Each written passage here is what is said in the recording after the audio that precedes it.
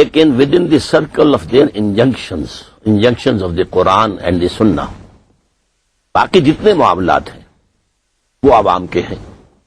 امرہم شورا بینہم، وہ آپس میں مشورے سے وہ معاملات طے کر سکتے ہیں. کیا پاکستان کے دستور کے مطابق حاکمیت اللہ تبارک تعالیٰ کی نہیں ہے؟ بالکل، لیکن اس کے آگے ایسی رکاوٹیں ہیں کہ وہ مؤثر نہیں ہے. مثلا اس کے حوالے سے ایک مقدمہ دائر کیا گیا سپریم کورٹ میں کہ یہ جو سزا ہے کہ جس شخص کو سزا ہو چکی ہے پھانسی کی، سیشن سے بھی، پھر کنفرم ہو گئی ہے ہائی کورٹ سے، پھر کنفرم ہو گئی سپریم کورٹ سے، پھر بھی صدر مملکت کو اختیار حاصل ہے کہ وہ چاہیں تو کمیوٹ کر دیں. یہ خلاف اسلام ہے. کسی کو اختیار نہیں ہے معاف کرنے کا قاتل کو سوائے اس کے لواحقین کے. سر، اگر ہم اس میں یہ ترمیم کر لیں اور صدر کا جو یہ اختیار ہے 1973 کے آئین سے اس کو نکال دیں اور پارلیمنٹ آپ کی اس بات کو تسلیم کر لے تو پھر یقیناً ایک خرابی نکل جائے گی. آپ کے نزدیک قرارداد مقاصد کی حیثیت اس وقت کیا ہے؟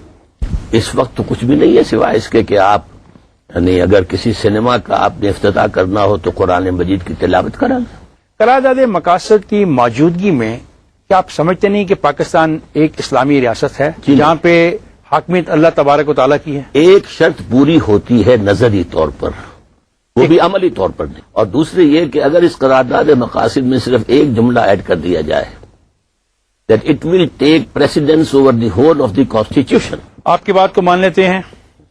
قرارداد مقاصد کے بارے میں یہ طے کر لیا جاتا ہے کہ اس کو دستور کے باقی تمام آرٹیکلز کے اوپر پورے دستور پر سبقت حاصل ہے. اب شرط کے بعد عمل کی جانب چلتے ہیں. جی، اس کو ماننے کے بعد موجودہ نظام میں کیسے اسلامی ریاست جنم لے گی؟ اس کے لیے دو راستے آپ کے دستور میں تجویز کیے گئے. نمبر ایک طے کیا گیا دفعہ 227 میں no legislation will be done here repugnant to the Quran and the Sunnah. اور یہ اس چیپٹر کا حصہ ہے کہ جو کاؤنسل آف اسلامک آئیڈیالوجی کے عنوان سے آپ کے ہاں چیپٹر ہے پورا. اس کاؤنسل آف اسلامک آئیڈیالوجی کا فنکشن کیا ہوگا کہ وہ سپروائز کرے گی کہ کوئی قانون یہاں پر کتاب و سنت کے منافی نہ بنے. لیکن کاؤنسل آف اسلامک آئیڈیالوجی جو رپورٹ پیش کرے گی اس کا کیا حشر ہوگا؟ دی دستور از سائلنٹ. اس میں ترمیم کر لیں گے. وہ نہیں کی گئی نا. سر ہم بات دیکھیں، ہم ایک اس میں ترمیم کر لی جائے وہ تو میں خود سمجھتا ہوں کہ چند ترمیموں سے نفاق کا منافقت، یہ میں اس کو دستوری منافقت کہتا ہوں. منافق وہ شخص ہوتا ہے کہ جو قانوناً مسلمان ہے حقیقت میں مسلمان نہیں ہے، وہ منافق ہوتا ہے. تو ہمارا دستور منافقانہ ہے، نظام کافرانہ ہے. سر اگر نظام کافرانہ ہے، آپ اور میں اور یہ سب لوگ جو یہ ہمارا پروگرام دیکھ رہے ہیں اپنے آپ کو مسلمان کہتے ہیں، مسلمان گھرانوں میں پیدا ہوئے ہیں. جب پیدا ہوتے ہیں تو ان کے کان میں اذان دی جاتی ہے، جب یہ فوت ہوں گے تو پھر ایک عالم دین کھڑا ہوگا اور وہ نماز پڑھے گا ان کی جنازے کی. تو ان لوگوں کے بارے میں کیا آپ کہیں گے؟ ان لوگوں میں سے میں دو قسمیں کروں گا. ایک وہ لوگ ہوں گے کہ جو اس نظام کو مینٹلی ریکنسائل نہ کریں، سپورٹ نہ کریں. باقی جن لوگوں نے اس نظام کو تسلیم کر لیا ہے اور اسی کے اندر وہ چل رہے ہیں، پھر رہے ہیں، بڑی آسانی سے کھاتے ہیں، پیتے ہیں، عیش کرتے ہیں، پاؤں پھیلا کر سوتے ہیں، اس کو سپورٹ بھی کرتے ہیں، اس میں پارٹیسپیٹ بھی کرتے ہیں، ان کو میں کہوں گا وہ بہت بڑے گناہ میں مبتلا ہے. ڈاکٹر صاحب میں ایسے کہتا ہوں کہ پاکستان میں 6000 سے زیادہ یونین کونسلز ہیں، ان میں لوگ بستے ہیں. ان لوگوں کو آپ مسلمان سمجھتے ہیں؟ They are all Muslims, I always said. میں آپ سے بات کر رہا ہوں، میں لیگل نہیں پوچھ رہا، میں ڈاکٹر اسرار احمد سے اس کی رائے پوچھ رہا ہوں. میری رائے یہ ہے کہ لیگلی دے آر مسلمس، لیکن ایکچولی فاسق ہیں، فاجر ہیں، غیر متقی ہیں، غافل ہیں، ناواقف ہیں، اور ان کے لیے جو ہے وہ فاسق اور فاجر بھی ہیں، لیکن ہے مسلمان. سوال یہ پیدا ہوگا سر کہ پاکستان میں کتنی مساجد ہوں گی آپ کے خیال میں؟ میرے علم میں تو نہیں ہے، میرے پاس کوئی لاکھوں کے قریب تو ہوں گی اگر ہم محتاط رویہ اختیار کریں. تو کیا وہاں پہ کوئی پابندی تھی علماء کرام پہ کہ آپ لوگ مساجد میں جا کے نماز نہیں پڑھ سکتے اور لوگوں کو دین کی طرف متوجہ نہیں کر سکتے؟ کوئی پابندی نہیں تھی. سر اگر پابندی نہیں تھی تو کیا وجہ ہے کہ آج لوگ غافل بھی ہیں، ناواقف بھی ہیں؟ کہاں پہ جس ریاست کو اسلامی جمہوریہ پاکستان کہا جاتا ہے، کہاں پہ جس ریاست کو میں اس لیے معرض وجود میں لایا گیا کہ وہاں پہ لوگ جا کے اپنے دین کے مطابق اپنی زندگیاں گزار سکیں. علماء کرام بھی یہ کام کرتے ہیں، لیکن اصل میں جو کاؤنٹر فورسز ہیں، جو مغرب کا جو ایک تہذیب ہے ہمارے اوپر، اس کی جو چھاپ پڑ چکی ہے، مذہب میں مغربی تہذیب کی چھاپ آپ پر اس ملک میں کب سے پڑنی شروع ہوئی؟ جب سے انگریز فاتح کی حیثیت سے آیا، جب انگریزی تہذیب کا سیلاب آیا، انگریزی علوم کا سیلاب آیا، سائنس کا سیلاب آیا، تو یہ ساری چیزیں اتنی اوور ویلمنگ تھیں کہ، اور ساتھ ہی ساتھ مشنریز چلے آ رہے تھے ان کے جلوں میں، ایک کنورشن ہو سکتی تھی پورے ہندوستان کے اندر. پادری فاؤنڈر نے کلکتے سے لے کر دلی تک تمام علماء کو شکستیں دی ہیں مناظروں کے اندر. وہ تو بعد میں دلی میں پھر اس کو مناظرہ کرنے کے لیے مل گئے، مولانا رحمت اللہ کیرانوی رحمت اللہ علیہ، انہوں نے شکست دی اس کو، پھر وہ یہاں سے بھاگ گیا. ان حالات میں علماء نے طے کیا کہ ہم اس مین دھارے کا مقابلہ کرنے کے حق میں نہیں ہے، اس وقت پوزیشن میں نہیں ہے. آخر حقائق کو دیکھنا چاہیے، ان کی طاقت کیا ہے، ہماری طاقت کیا ہے. اگر ہمارے ادھر طاقت ہوتی تو ہم محکوم ہی کیوں ہوتے. لہذا انہوں نے ڈیفینسو رول اختیار کیا، دونوں کھدروں میں جا کر بیٹھ جاؤ، قال اللہ قال رسول کی آوازیں بلند کرو. جس بات کا اثر مسلمانوں پہ ہوا اسی بات کا اثر ہندوؤں پر کیوں نہیں ہوا؟ انہوں نے اپنی ثقافت، تہذیب، اپنا دین کیوں نہیں چھوڑا؟ ہندو جو ہے اس کے لیے مسئلہ یہ نہیں تھا کہ کوئی نئی چیز آ گئی، وہ پہلے بھی غلام تھا، اب بھی غلام، لہذا اس کی طرف سے کوئی ری ایکشن نہیں تھا. اس نے انگریز کو ویلکم کیا، انگریزی تہذیب کو ویلکم کیا، انگریزی علوم کو ویلکم کیا. انگریزوں نے ان کو بڑھایا کہ یہ لوگ ہیں کہ جو ہمارے لیے خطرہ نہیں بنیں گے، یہ مسلمان خطرہ بنیں گے. اور انڈین مسلمان نامی کتاب کیوں لکھی گئی تھی؟ یہ چونکہ ہم نے ان سے چھینا ہے، یہ تھے یہاں کے رولرز، اس لیے ان کے اندر ایک باغیانہ جذبہ موجود ہے. یہ تھی وجہ کہ ہندو آگے بڑھ گیا. اور ہمارے ہاں پھر سیکنڈلی ایک ڈفرنس آف اوپینین ہو گیا. ایک رائے یہ ہوئی کہ دیکھو بھائی، جو حقائق سامنے آئے اس سے منہ چرانے کا فائدہ نہیں ہے. اب آپ مغربی تہذیب کو بھی دیکھیے، مطالعہ کیجیے، مغربی علوم بھی پڑھیے، اس میں جو صحیح ہے اختیار کیجیے، جو غلط ہے چھوڑ دی. ایک رائے یہ بنی کہ نہیں، naan cooperation, absolute naan cooperation. واپس چلتے ہیں 1947 سے 2005 تک. آپ سمجھتے ہیں کہاں روکا گیا اس ملک میں دین کی تبلیغ سے؟ دین کی تبلیغ سے تو کہیں نہیں روکا گیا، لیکن دین اصل میں دو حصوں کا نام ہے. دین ایز اے مذہب مینس نماز، روزہ، حج، زکوٰۃ، شراب حرام، سور حرام، وہ یہ فلاں فلاں نماز، اچھا نکاح ہوگا، طلاق کے یہ قوانین. ایک یہ ہے جس کو میں کہتا ہوں مذہب. اٹس ناٹ دین. دین ہے ایک مکمل نظام زندگی، the total political socio-economic system according to Allah's deen. That is deen. تو دین سے تو روکا گیا. 1947 کے بعد مداخلت کہاں ہوئی؟ نظام کے بارے میں مداخلت ہوئی ہے، مذہب کے بارے میں نہیں.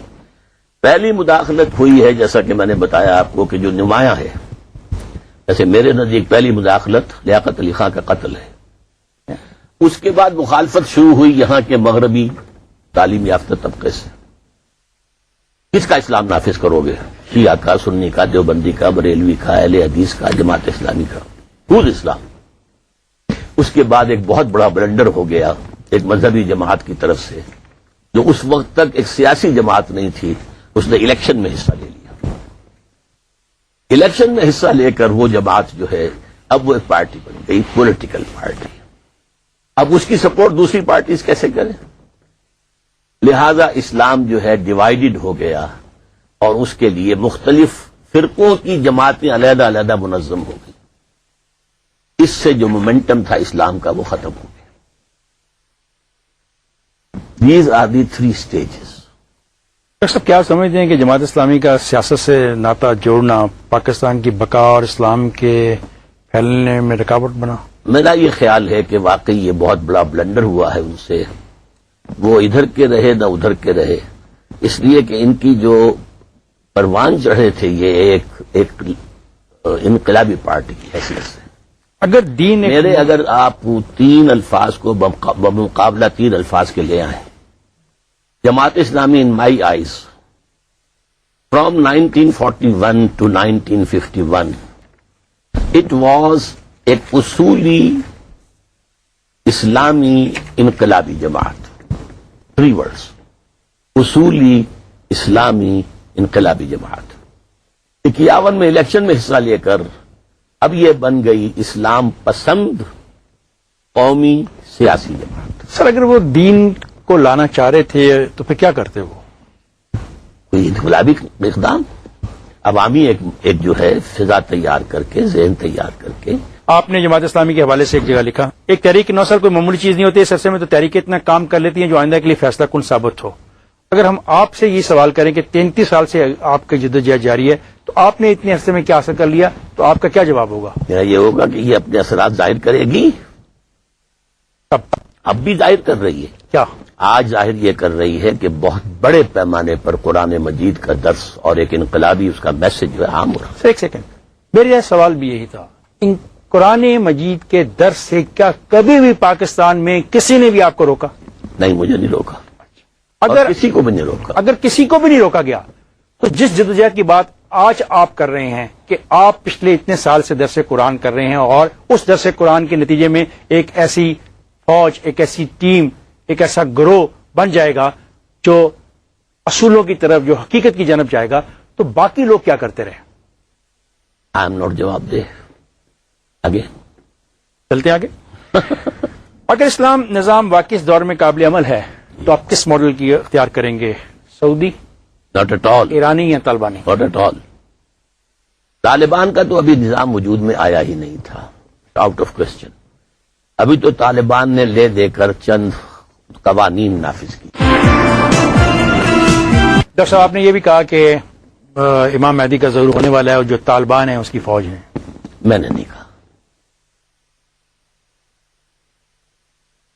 میرا پہلا حصہ آپ کا اسٹیٹمنٹ صحیح ہے کہ میرے نزدیک امام مہدی کا ظہور قریب ہے، اور یہ بھی بات میں کہتا ہوں کہ ان کے لیے جو فوج جائے گی ان کی مدد کرنے کے لیے، یہ حدیث نبویہ کی باتیں ہیں جو میں کر رہا ہوں، میری باتیں نہیں ہیں.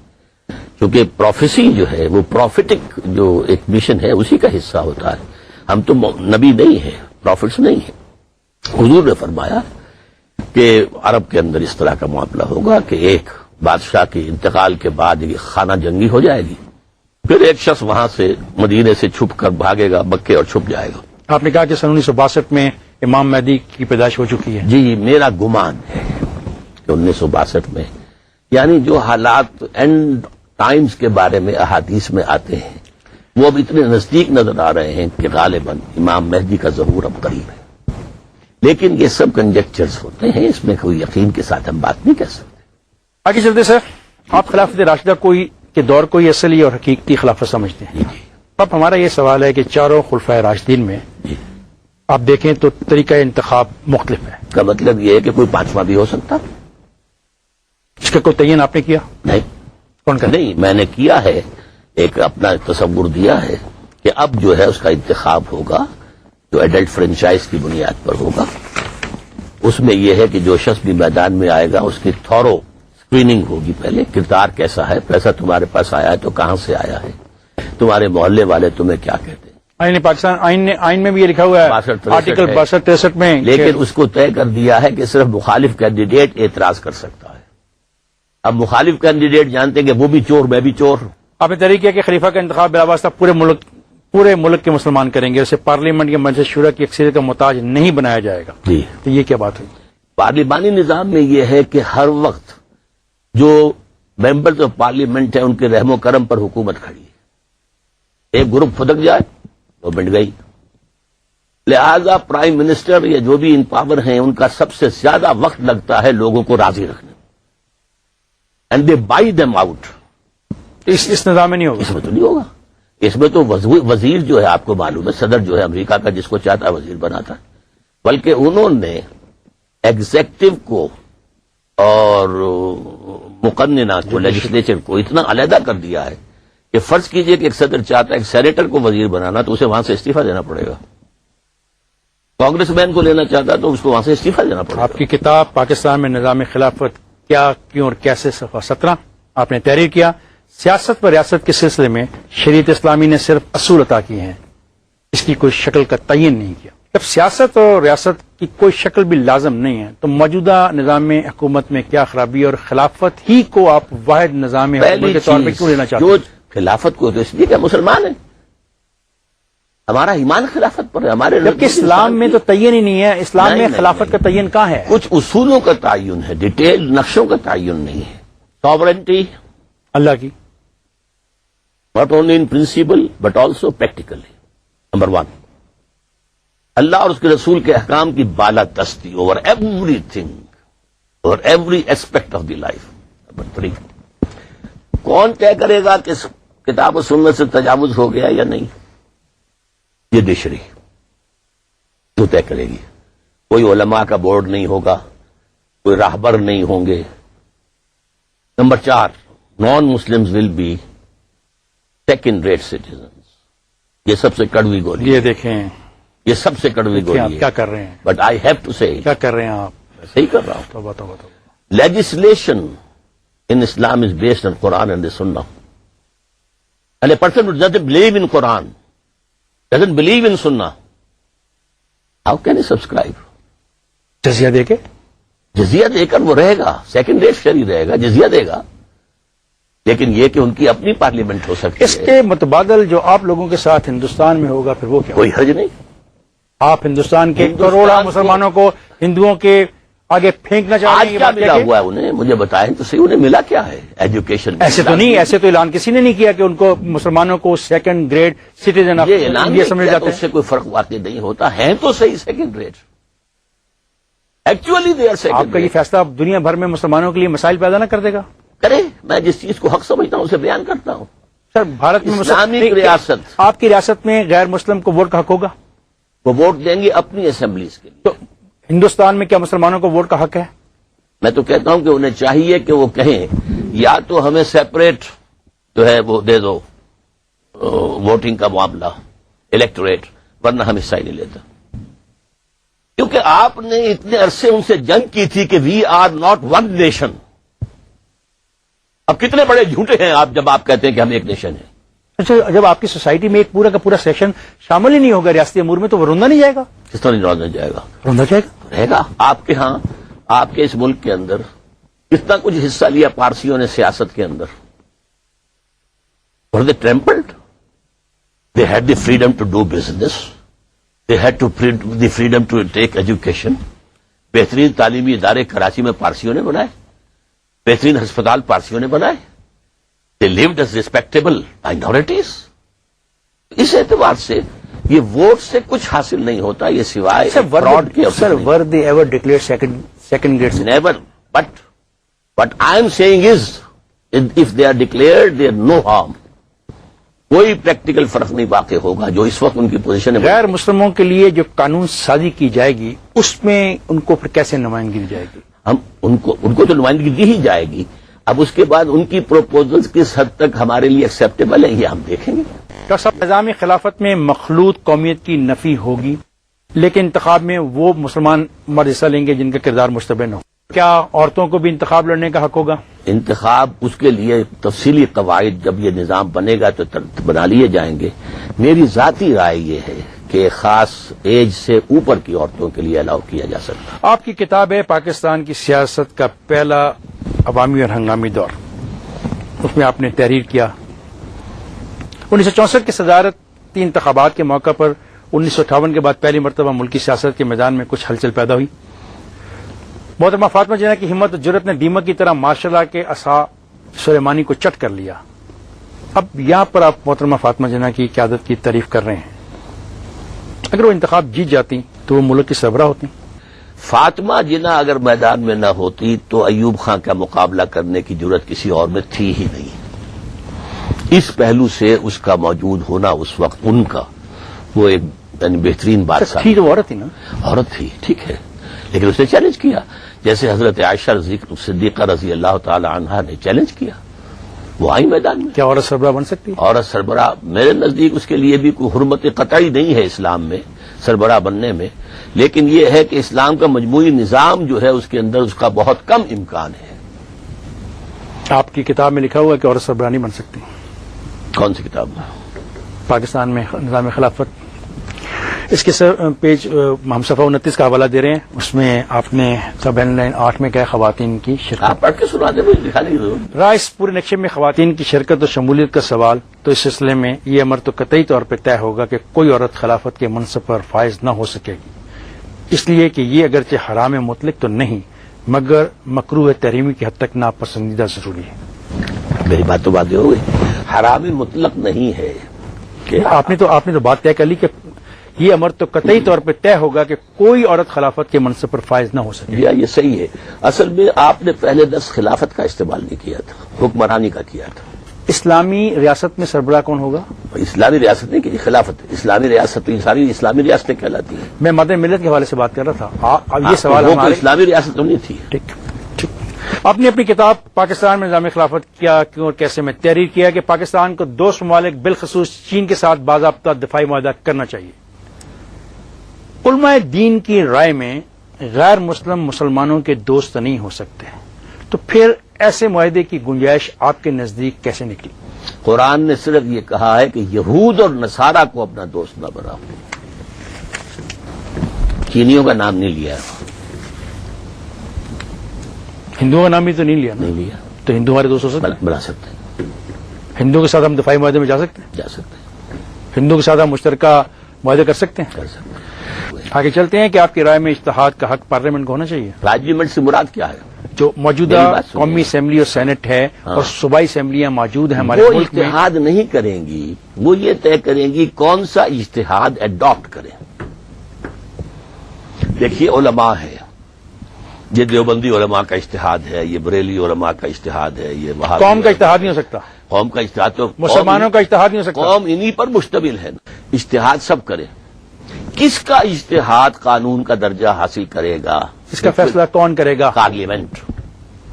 کن لوگوں پہ مشتمل جن پارلیمنٹ پر بھی ہو. جن میں آپ البتہ میری بات پوری ہو جائے، البتہ ہر شخص کو یہ حق حاصل ہوگا کہ جوڈیشری کا کنڈا کھٹکھٹائے جا کر جناب انہوں نے جو یہ قانون بنایا ہے یا جو قانون یہ بنانے جا رہے ہیں اس یہ پورا کا پورا یا اس کا یہ حصہ شریعت کے خلاف ہے. لیکن سر اگر پارلیمنٹ میں ایک فقہ کی اکثریت ہو تو کیا جو اجتہاد ہے وہ اسی فقہ کے حق میں نہ ہو جائے گا؟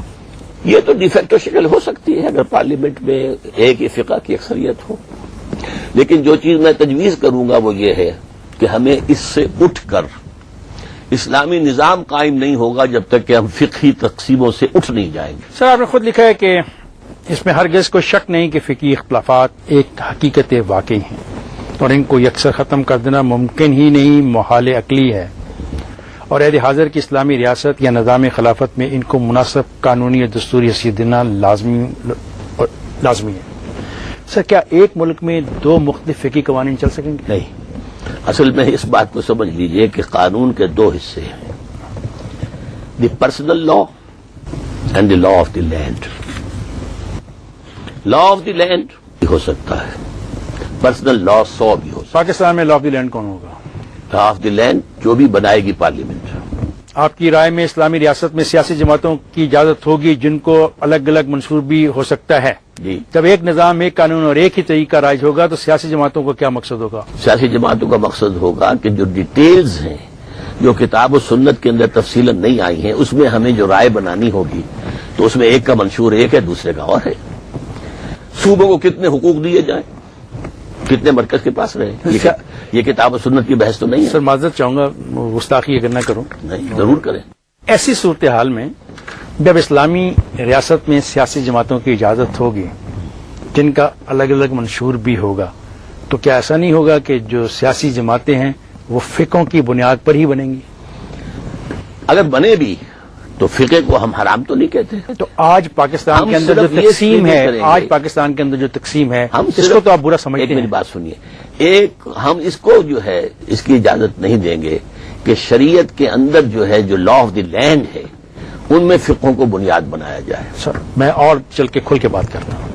ہم آپ کو پڑھتے ہیں تو ہم دیکھتے ہیں کہ آپ ان مذہبی جماعتوں کے خلاف ہیں جو سیاست میں اپنے آپ کو ملوث کر چکی ہیں، جو فقہوں کی بنیاد پر میں سیاست ان کر کے رہی ہیں، خلاف نہیں ہوں، ان کے طریقہ کار کے خلاف. جو فقہوں کے حوالے سے سیاست کرتی ہیں، شیعہ کی ہیں، سنیوں کی ہیں، آپ اس کی مخالفت کرتے ہیں، دیوبندی آپ اس کی مخالفت کرتے ہیں، وہابی۔ لیکن اس میں آپ ان کو موقع دے رہے ہیں اور آپ تسلیم کر رہے ہیں کہ وہ اس بنیاد پہ سیاست کر سکتے ہیں۔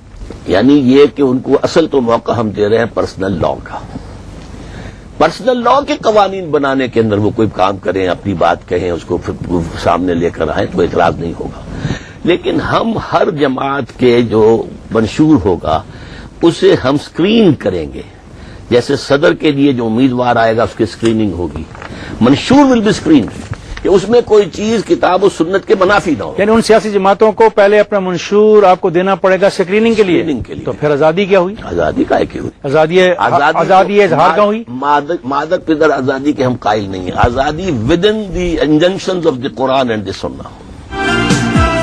اس رائے سے اتفاق کرتے ہیں کہ حکومت کی اجازت کے بغیر کوئی شخص جمعہ نہیں پڑھا سکتا؟ یہ فقہ اسلامی کا اصول یہی ہے، عملاً تو میں خود اس کے خلاف کر رہا ہوں۔ 40 برس سے اگر جمعہ پڑھا رہا تھا میں تو کسی کی اجازت سے نہیں پڑھا رہا تھا، لیکن اسلامی جو بھی ملک بنے گا، حکومت ہوگی، اس میں یہ تو آپ مجھے تو جمعہ نہیں پڑھانے دیں گے پھر آپ؟ ہے نہیں، مجھے کیا، مجھے بھی نہیں ہوگا، آپ کو کیا، unless I have been approved by the government۔ صحیح، تو پھر ایک فرد کا ریاست نہ بن جائے گی کہ الیکشن میں حصہ نہیں لے سکتا، سیاسی جماعت نہیں بنا سکتا، خطبہ نہیں دے سکتا؟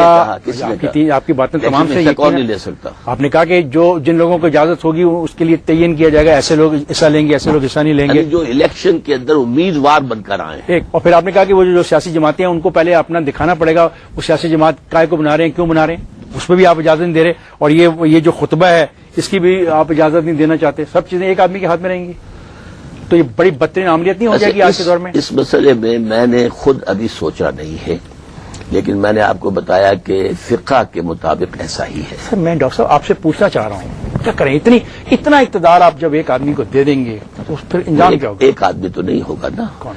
آخر جو بھی خطیب ہوں گے ہزاروں ہوں گے، لاکھوں ہوں گے، مسجدیں لاکھوں ہیں، اور ان کے اندر صاحب ہمت لوگ بھی ہوں گے، صاحب عظیمت لوگ بھی ہوں گے، سب کے سب صرف government service your faithful servant تو نہیں ہے۔ آگے چلتے ہیں، آپ نے تحریر کیا کہ وحدانی، فیڈرل اور کنفیڈرل نظام سب جائز ہے۔ بالکل کہا۔ اب پہلی بنیادی بات تو ہے کہ فیڈرل اور کنفیڈرل نظام آپس میں متصادم بھی ہیں، فیڈرل اینڈ کنفیڈرل، فیڈریشن اور کنفیڈریشن میں فرق ہے، فرق تو ہے، تو یونٹری میں نہیں ہے، یونٹی بھی ہے۔ اچھا، جب یہ تینوں میں فرق بھی ہے اور آپ کے نزدیک یہ جائز بھی ہے اور خلافت بھی آپ کے نزدیک جائز ہے، تو کیا خلافت وحدانی نظام ہے، کیا خلافت فیڈرل نظام ہے، یا کیا خلافت ایک کنفیڈریشن نظام ہے؟ یہ لوگ it will be left on the free choice of the people, یہ امرہم شورا بینہم ہے، یہ ان کا معاملہ۔ قرآن نے نہ یہ کہا کہ وحدانی بناؤ، نہ یہ کہا کہ فیڈرل بناؤ، نہ یہ کہا کہ کنفیڈرل بناؤ۔ آپ کس کو سپورٹ کرتے ہیں؟ میں تو نمبر 1 کو، لیکن یہ کہ خلافت راشدہ کے کچھ خصائص ایسے ہیں جو دنیا میں اب دوبارہ نہیں آ سکتے۔ خلافت راشدہ ضمیمہ تھی خلافت نبوت کنٹینیوشن، ٹھیک، وہ تو نہیں آئے گا۔ وہاں جو لوگوں کی جو اصلاح ہوئی تھی اور جو تربیت تزکیہ ہوئی ہوا تھی، تھا، تربیت ہوئی تھی، براہ راست نبی کریم صلی اللہ علیہ وسلم آپ سے ہوئی وہ تھی، اب نہیں ہو وہ نہیں سکتی۔ ہو سکتی۔ وہاں صحابہ میں گریڈیشن تھی، پہلے کے کون ہیں، بعد کے کون ہیں؟ ہاں نہیں، مکے پہلے کے تو کون سب ہیں، سے اوپر مدینے جو کے ہے کون 10 عشرۂ مبشرہ ہیں، ٹھیک۔ پھر وہ اصحاب بدر ہیں، پھر اصحاب بیعت رضوان ہیں، سو آن۔ پھر یہ کہ وہ ایک قبائلی معاشرہ تھا، قبائلی معاشرے میں چیف آف دی ٹرائبز بیٹھ کر جو طے کر لیں بس فیصلہ ہے۔ فیصلہ ہے۔ تو ان 4 چیزوں کی وجہ سے اب یہ 4 چیزیں نہیں ہیں، آپ تجویز کیا کرتے تو ہیں؟ We have to take the fundamentals of Islam. آپ مسلم قومیت کی بات کرتے ہیں، کیا موجودہ دور میں یہ حقیقت عیاں نہیں کہ ایرانی خود کو ایرانی قوم، عرب عربی قوم، بنگلہ دیشی بنگالی قوم اور اس طرح دیگر ممالک میں رہنے والے قومی شناخت کے لیے اپنے اپنے ملک کا نام استعمال کرتے ہیں؟ پھر واحد قوم کے تصور کا امکان کیا ہے اور یہ کیسے ممکن ہے؟ واحد قوم کا تصور اصل میں ان قومیتوں کو ان کو گورن کرے گا۔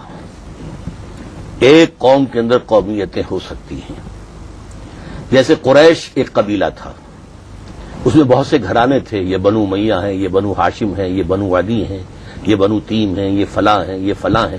کون مانے گا اس کو؟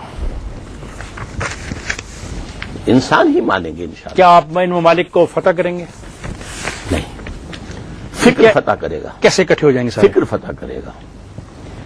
کیا انڈیا کے اندر روس کی فوجیں آ گئی تھی کہ کمیونسٹ پارٹی بن گئی وہاں؟ آپ مذہبی جماعتوں کی سیاست سے الگ رہنے کے حق میں تو ہیں، مگر خود آپ 1969 سے باقاعدگی سے سیاست پر داریاں بھی لکھتے ہیں، وقتاً فوقتاً سیاسی معاملات پر رائے کا اظہار بھی کرتے ہیں اور ایسے اجتماعات میں شرکت بھی کرتے ہیں. اس کی کیا وجہ ہے؟ جو سیاست ہے اس کے دو حصے ہیں، نظری سیاست، عملی سیاست. نظری سیاست میں سب سے بڑا رول آپ لوگ پلے کرتے ہیں، یا اخبار نویس پلے کرتا ہے، کالم نگار پلے کرتے ہیں، کہ وہ لوگوں کی سوچ کو ایک رخ پر ڈالتے ہیں. Although they never come in the field to contest elections, but they influence the election. یہ نظری سیاست ہے. I am 100% theoretically a politician, but not practical. اچھا، پریکٹیکل میں بھی سمجھ لیجئے پلیز. اس کے بھی دو حصے ہیں، ایک ہے انتخابی سیاست، ایک ہے انقلابی سیاست. آپ انقلابی سیاست میں یقین رکھتے ہیں؟ میں انقلابی سیاست میں یقین. آپ خون چاہتے ہیں ملک میں بہے؟ بالکل. خون دیے بغیر نظام نہیں بدلتا. کس کا؟ غریب عوام کا خون بہے گا یا قائدین کا؟ جو بھی اس نظام کو بدلنا چاہے ایک ان کا نظام خون بہے گا. 1977 میں بھی آپ نے نظام لانے کی کوشش کی اور قتل نہیں غریبوں کا کی، خون قتل بہا. نہیں کی، میں بالکل نہیں مانتا. It was only a political movement, anti Bhutto movement, نظام مصطفیٰ. which was hijacked by the Maulvis. نظام مصطفیٰ. And the Maulvis were fighting with each other. ایک دوسرے کے پیچھے نماز تک نہیں پڑھتے تھے. آج بھی تو یہی ہے، تو پھر تو آئندہ بھی ایسا ہی ہوگا. نہیں ہوگا. یہ جو خدشات ہیں جن کی میں نمائندگی کرنے بیٹھا ہوں. بنے گی وہ جماعت نہیں تھی، کانگلومیشن تھی آف پارٹیز. 9 جماعتوں کا اتحاد تھا. لیکن اگر ایک جماعت بنے گی تو ایسا نہیں ہوگا. سر آج ہماری بات میں یہ بات آپ نے تسلیم کی کہ فقہ رہیں گے، اگر فقہ رہیں گے تو ایک جماعت کیسے بنے گی؟ یہ اختلاف تمام فقہی اختلافات نہیں ہیں. فقہ کیا ہے؟ نماز یہاں ہاتھ رکھ کر پڑھنی ہے، یہاں پڑھنی ہے. کسی فقہ کے اندر یہ نہیں ہے کہ رکوع بھی 2 ہیں. اگر رکوع 2 ہوتے ایک رکعت کے اندر تو پھر نماز آپ کیا کبھی 2 رکوع کے معاملے پر اس ملک کے اندر کوئی فساد ہوا؟ ہے ہی نہیں نا. تو فساد کن باتوں پہ ہوتا ہے اس ملک میں؟ وہ تو ہیں کچھ چیزیں کہ اگر آپ نے حضرت عائشہ کو کسی نے گالی دے دی ہے، کسی نے کوئی توہین کر دی ہے حضرت حسین کی، یا یہ تعزیہ نکلتا ہے تو اس راستے سے نہ نکلے. آپ کے بارے میں کہا جاتا ہے کہ فقہوں کے معاملے میں آپ ریلیجسلی انٹالرنٹ ہیں. نہیں، قتل نہیں. کہا گیا آپ کے بارے میں. بالکل. آپ ایک کمیٹی کے سربراہ تھے اور وہ کمیٹی اسی لیے توڑ دی گئی کہ وہ اس کے جو دوسرے شرکا کا کہنا تھا کہ ڈاکٹر اسرار صاحب جو ہیں وہ فقہی طور کے اوپر نہیں چل پائیں گے. ان کا کہنا تھا ریلیجسلی انٹالرنٹ. ان کا کہنا تھا. ان کا کہنا تھا. یہ میں تسلیم نہیں کرتا. ایسا کیوں کہا؟ اس لیے کہا انہوں نے کہ انہیں اپنی چودراہٹ خطرے میں نظر اس نے شاید اس لیے نہیں کہا کہ وہ کہتے ہیں کہ انہوں نے آپ نے 7 محرم کو اپنی بیٹی کی شادی کر. اس میں مجھے قطعاً کسی کی دل آزاری کا میرے پیش نظر نہیں تھا، بلکہ واقعہ یہ ہے کہ مجھے اندازہ ہی نہیں تھا کہ شیعہ اس معاملے میں اتنے سینسیٹیو ہیں. ہمارا جو تنظیم اسلامی کا ہے ایک اجتماع سالانہ ہونے والا. آپ جیسے عالم دین کو یہ احساس نہیں تھا کہ شیعہ حضرات اس معاملے میں اتنے سینسیٹیو ہیں؟ ہاں نہیں، مجھے نہیں تھا. میں عالم دین ہوں بھی نہیں نا. سر سنی بھی اس معاملے میں سینسیٹیو ہیں. سنی بھی اس جو 10 روز ہیں اس ماہ کے اس ماہ کو کیا مطلب پورے محرم کو نکال دیتے ہیں. اس چیز کو اصولاً میں غلط سمجھتا ہوں، اس لیے کہ اگر اسی بنیاد پر آپ نکالنا شروع کر دیں تو شوال کے نکال دیجئے 10 دن. یہ ہے وہ بحث. ڈاکٹر صاحب اب آپ اس بحث پہ آ گئے. یہ ہے وہ بحث جس کا مجھے جواب چاہیے. جی میں دے رہا ہوں کہ پاکستان میں تو اتنے واضح فقہوں کی موجودگی میں جس ریاست کی بات آپ کرتے ہیں وہ کیسے ممکن ہو سکے گی؟ وہ ممکن ہو سکے گی اگر یہ دونوں فقہ اس بات پر راضی ہو جائیں جس پر کہ ایران کا کانسٹیٹیوشن جو ہے بیسڈ ہے. ایران کے کانسٹیٹیوشن میں یہ ہے کہ ایران میں law of the land will be 12 شیعوں کا، جعفری فقہ کا. But all the minorities will have full independence. Minorities sir Pakistan میں آپ شیعہ کو مائنورٹیز کہہ سکیں گے؟ تعداد کے اعتبار سے تو ہے. سر لفظ مائنورٹی جو سے میننگز نکلتے ہیں، کیا اتنا بڑا ایک فقہ ماننے کو تیار ہو جائے گا؟ وہ اگر مانیں گے نہیں تو اس کا اندیشہ یہ ہوگا کہ پھر یہاں اسلام نہیں آ سکتا. آگے چلتے ہیں. غلام احمد کے نعرہ منسوخی جہاد و قتال کے بارے میں آپ کی کیا رائے ہے؟ میرے نزدیک غلط ہے. قتال جاری رہے گا. حضور نے فرمایا اس دن سے جس دن سے اللہ نے مجھے مبعوث کیا اس دن تک جب کہ مسلمان حضرت عیسیٰ کے ساتھ ہو کر دجال سے جنگ کریں گے. البتہ قتال کے لیے کچھ شرائط ہیں. قتال فی سبیل اللہ کے لیے پہلے جماعت تیار کی جاتی ہے، اس میں ایمان، تقوی، خلوص، للہیت پیدا کی جاتی ہے، سم و طاعت کا خوگر بنایا جاتا ہے، اور انہیں ڈسپلن کا پابند کیا جاتا ہے. ایک امیر کے پیچھے پھر وہ قتال. کون امیر ہے آج جس کے کہنے پر آپ جہاد چاہتے ہیں جاری رہے؟ جو بھی اس جماعت بنے گی تو امیر ہوگا. ابھی جماعت تو نہیں بنی. نہیں بنی نا. تو یہ جو جہاد ہو رہا ہے، جہاد کے نام پر جو قتال ہو رہا ہے، اس کی اسی آپ لیے حمایت میں نے کرتے ہیں؟ کہا ہے کہ ان میں سے اکثر جہاد فی سبیل اللہ نہیں ہے. اکثر یا سارے؟ نہیں، میں نے ایک کو ایگزیمپٹ کیا ہے اس میں، کس کو؟ اور وہ تھا طالبان کا جہاد against the northern alliance. Taliban 90% رقبے پر قابض ہو چکے تھے. طالبان نے وہاں پر 100% امن قائم کر دیا تھا. طالبان نے کچھ اسلامی قوانین نافذ کیے تھے. طالبان کا معجزہ یہ ہے کہ ایک حکم پر پاپی کی کاشت ختم ہو گئی تھی. ایک حکم. اس اعتبار سے وہ ایک جینوئن اسلامی حکومت بن گئی تھی، اور جو شمالی اتحاد لڑ رہا تھا وہ ان کے خلاف تھا، اور ایک امیر کے پیچھے، ملا عمر کے پیچھے یہ جہاد ہو رہا تھا. سو آل دی کنڈیشنز ور دیئر. کیا آپ نے مناسب قوت فراہم ہو جانے کے بعد آخری اقدام کی عملی صورتحال کی تیاری کی ہوئی ہے؟ وہ تیاری نہیں کرنی ہوتی، وہ تو عین وقت کے اوپر ساری صورتحال پیدا ہو جاتی ہے. کوئی ضرورت نہیں ہے منصوبہ بندی کی، پلان کرنے کی، کچھ نہیں، پھر دیکھی جائے گی جو ہوگا. ایسے ہوگا تو بہت بڑی انارکی نہیں جنم لے لے گی. انارکی کے جنم دینے کا تو ہم نے راستہ روک دیا. اقدام ایک پارٹی مضبوط ہو اور جو کنٹرول کر سکے. ڈاکٹر صاحب جب آپ یہ بات پاپولیشن بٹ کنٹرول. ڈاکٹر صاحب جب آپ یہ بات کہتے ہیں تو پھر آپ نے اپنی کتاب اسلام کی انقلابی فکر کی تجدید و تعمیر اور سے انحراف کی رائیں صفحہ 58 پہ یہ کیوں لکھا، اقدام اور تصادم کے نتائج کیا ہوں گے؟ یا تخت یا تختہ، آپ کس کے لیے تیار ہیں؟ دونوں کے لیے. کتنے لوگ مریں گے؟ آل ڈیپینڈز اپون کتنے لوگ مریں گے؟ I can't say. آپ کا کیا جو اندازہ مریں ہے؟ گے وہی کامیاب ہو. آپ کا اندازہ کیا ہے؟ میں کچھ نہیں کہہ سکتا. کیا آپ اپنی جدوجہد میں سوسائڈ بامبنگ کے حامی ہیں؟ نہیں، میں نہیں، حامی نہیں ہوں، لیکن اس وقت جو ہو رہی ہے اسے کنڈون کرتا ہوں کہ ان کے پاس کوئی راستہ نہیں رہ گیا ہے کہ وہ کوئی جوابی کارروائی کر سکے، کوئی اپنے حقوق کا تحفظ کر سکے. They have been pinned against the walls. Maulana Noor Rahman Shariah board Bharat نے آپ کے بارے میں کہا، علماء حق کی رائے میں آپ کے لیکچرز کو سنتے وقت احتیاط سے کام لینا چاہیے کیونکہ آپ مستند عالم دین نہیں ہیں. بالکل صحیح ہے. تو پھر میں کیا کروں؟ میں تو آپ کو بڑے غور سے سنتا ہوں. احتیاط سے کام لیجیے. کیسے لوں؟ اس لیے کہ آپ کو چاہیے کہ ایک آدھ تفسیر اور بھی زیر مطالعہ رکھیں. تو عام آدمی دیکھیے، ہوں، میں تو عام آدمی ہوں، میں تو آپ کو ٹیلی ویژن پہ بولتے ہوئے دیکھتا ہوں. دیکھیے، میرے پاس تفسیر لینے کا موقع ہی نہیں ہے، میں تفسیر پڑھ ہی نہیں سکتا. کوئی مفسر 100% صحیح تفسیر نہیں لکھ سکتا. Please note it down. تو ہر شخص، ہر مفسر جو ہے اپنے اینگل آف ویو سے قرآن کو دیکھتا ہے، پڑھتا ہے، سمجھتا ہے، پھر سمجھا دیتا ہے. ایک اور فتویٰ بھی ہے، جی. اس میں آپ کو سننے سے منع کیا گیا ہے کہ آپ کو نہ سنا جائے.